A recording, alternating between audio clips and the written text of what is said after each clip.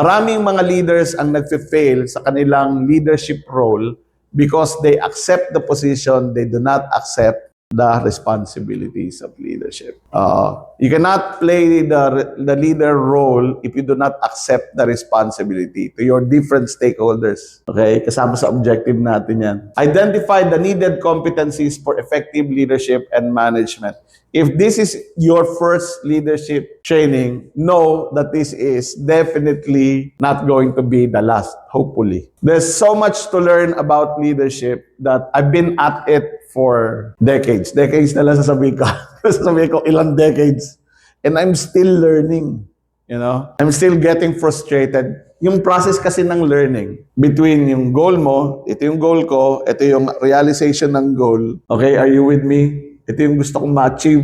Ito yung achievement. Yung gitna nun ay napakaraming frustration. And if you easily give up from being frustrated is you don't get there. The only way to get there is for you to learn from each frustrating situation. Anong kulang sa akin? Anong kailangan ko i-develop na skill? Anong competencies yung kailangan ko i-develop? And we're going to talk about that today.